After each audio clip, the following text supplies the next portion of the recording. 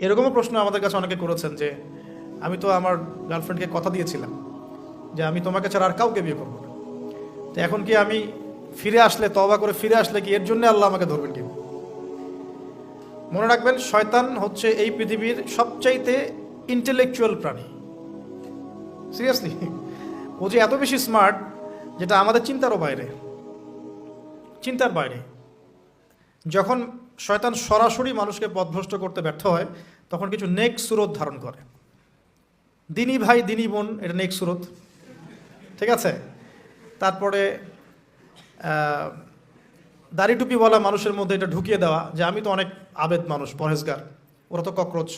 দেখবেন বেশি না, 1 মাস যদি কেউ নামাজ পড়ে, 1 মাসে 10টা বই পড়াশোনা করে, ইসলাম সম্পর্কে একটু ঘাটাঘাটি করা শুরু করে, অন্যদের সাথে কথা বলার ক্ষেত্রে তার যে বডি ল্যাঙ্গুয়েজ, এটা খেয়াল করবেন। তো শয়তান কিন্তু অনেক স্মার্ট, এভাবে শয়তান অনেকভাবে মানুষকে প্রতারিত করতে পারে। সো শয়তানের নেক শুরুতে ধোকায় পা দিবেন না। আল্লাহ পাক আমাদের সবাইকে হেফাজত করুন, আমিন। খুব ভালো একটা কাজ করছি মনে করেন, একটা বড় প্রজেক্ট করছি সারা বাংলাদেশ ব্যাপী, একটু মনের মধ্যে ঢুকিয়ে দিল যে মানুষ তো দেখুক, মানুষ ভালো বলুক, যথেষ্ট আমল ধ্বংস হওয়ার জন্য।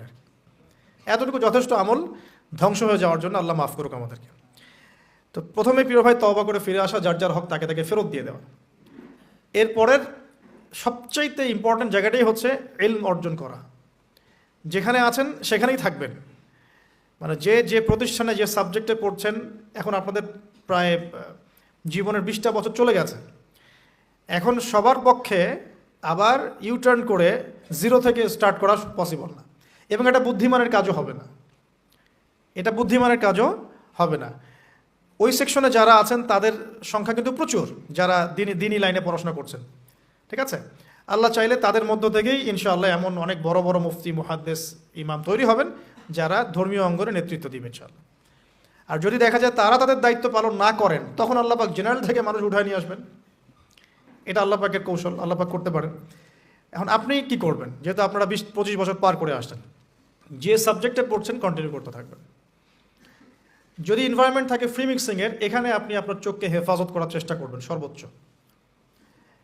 এ ব্যাপারে আমি একটা বই সাজেস্ট করি, এই বইটা পড়লে ইনশাল্লাহ আপনার অন্তরের মধ্যে এই বিষয়গুলো কমে আসবে ইনশাল্লাহ। সেটা হলো তাসকিয়া, ও আরেক নামে এসেছে, সেটা হলো তাসাউফ ও আত্মশুদ্ধি। তাসাউফ ও আত্মশুদ্ধি পুরো ওয়ার্ল্ডের ওয়ান অফ দ্য মোস্ট, বলবো যে অনারেবল একজন আলেমে দিন, টপ 10-এর মধ্যে একজন, আল্লামা তাকি উসমানী দামাত বারাকাতুহু, তার লেখা বই তাসাউফ ও আত্মশুদ্ধি। বাংলাদেশে যে মাকতাবাতুল আশরাফ তারা প্রকাশ করেছে। এই বইটা যদি পড়েন, আপনার মনের মধ্যে নফসের যে খারাপ রিপুগুলো, এগুলো আস্তে আস্তে কমতে থাকবে ইনশাআল্লাহ। এবং এই বইটা আমি বলি যে বারবার পড়া উচিত, বারবার পড়া উচিত। হ্যাঁ, তো আল্লাহ তৌফিক দান করুন। এখন পুরোপুরি ট্র্যাক চেঞ্জ করতে যাবেন না, আপনি আপনার ট্র্যাকেই থাকবেন।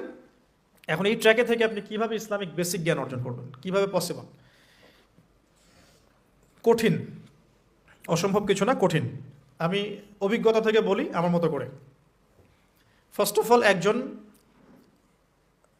বিজ্ঞ কারি সাহেব, হাফেজে কোরআন বা কারি, প্রাথমিক স্টেজ বলছি, বিজ্ঞ একজন কারি সাহেব বা হাফেজে কোরআন, যার সাথে আপনার ভালো সম্পর্ক বা যাকে আপনি চিনেন, রিনাউন্ড, বা যিনি খুব কোঅপারেটিভ, আপনাকে সময় দেন, টাইম দেন, এরকম কারো কাছে গিয়ে আপনি কোরআন তেলাওয়াত করা শিখবেন আগে। ফার্স্ট অফ অল এটা কাজ, কোরআন তেলাওয়াতটা আগে শিখবেন। আমি তো দুঃখ করে বলি, কষ্ট করে বলি যে আমাদের এই দিনী অঙ্গনে এমন অনেক মানুষ আছে যারা ইভেন কোরআন রিসাইট পর্যন্ত করতে না পেরেও অনেক বড় বড় জায়গায় অভিনয় করেন, দিনিয়াতের অভিনয় করে যান, নিজের সাথে অভিনয় করে যান। অনেক সময় উদ্ধতাবশত বড় বড় আলেমদেরকে বাহাসের জন্য চ্যালেঞ্জ করে থাকেন, অথচ কোরআন তেলাওয়াত শুদ্ধ না। কোরআন তেলাওয়াত শুদ্ধ না মানে নামাজই হচ্ছে না। কোরআন তেলাওয়াত শুদ্ধ না মানে কি? নামাজ হচ্ছে না। কবুল করার মালিক তো আল্লাহ, শর্ত তো এটা, কবুল করার মালিক তো আল্লাহ। আল্লাহ পাক চাইলে কেউ 1 ওয়াক্ত নামাজ না পড়লেও তওবা করে ফিরে আসছে মৌতের আগে, হয়তো আমরা জানি না, আল্লাহ মাফ করে দিয়েছেন, হতে পারে না? কিন্তু এটা তো শর্ত, কোরআন তেলাওয়াত তাজবিদের সাথে শিখতে হবে। তো এখানে যদি একজন আলেম থাকেন, একজন কারি থাকেন, হাফেজ থাকেন, তার কাছে আপনারা ব্যাচ করে পড়লেন, অথবা সে যদি কোনো ইনস্টিটিউট খুলে সেখানে আপনারা একটু সময় দিলেন, বা যারা পড়তে জানেন আবার মস্ক করে নিলেন, ফজরের পর 1 ঘন্টা, সপ্তাহে 3 দিন 3 মাস এনাফ। ফজরের পর 1 ঘন্টা, সপ্তাহে 3 দিন, আপনার 2 থেকে 3 মাস যথেষ্ট। কোরআন তেলাওয়াত আপনি শিখে ফেলবেন ইনশাআল্লাহ।